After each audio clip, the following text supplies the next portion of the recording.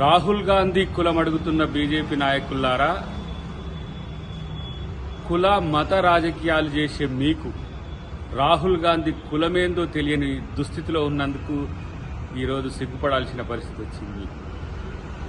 రాహుల్ గాంధీ కులం ఈరోజు పండిత్ అంటే తెలుసుకోండి, బ్రాహ్మణ కులం.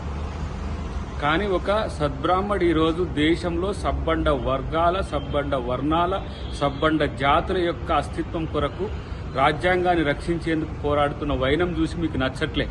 ఎందుకంటే మీరు మనువాదులు కాబట్టే ఇవాళ మీ వ్యంగ్యాలు, మీ యొక్క దుర్నీతి.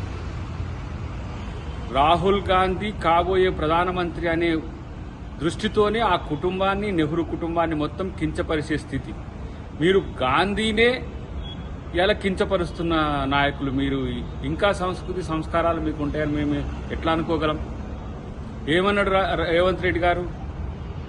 కన్వర్టెడ్ బీసీ, ఆయన ఒరిజినల్ బీసీ కాదు, ఆయన అధికారంలో ఉన్నప్పుడు బీసీగా మార్చుకుండు అని చెప్తే మీకు ఎక్కడనో తాకింది.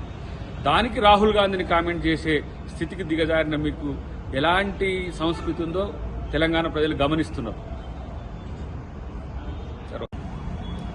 ఈరోజు దేశం కొరకు, ఈ దేశంలో ఉండే అన్ని ధర్మాల కోసం పోరాడుతున్నది రాహుల్ గాంధీ.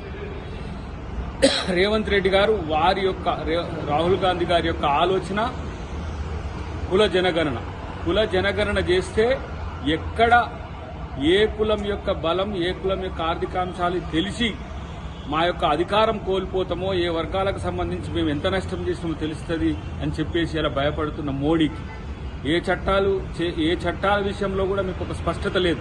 కేవలం మతం పేరు మీద, కులం పేరు మీద కుహాన ఉద్యమాలు చేసుకుంటూ మీరు మతాన్ని కూడా గౌరవించని ఒక కుసంస్కారిగా మీరు ఈరోజు చరిత్రలో ఉన్నారు. డెఫినెట్గా భవిష్యత్తులో బీజేపీ ఇలాంటి స్ట్రాటజీస్తోనే భూస్థాపితం కాబోతుంది. అది గుర్తుపెట్టుకోండి. రాహుల్ గాంధీ కాబోయే ప్రధానమంత్రి.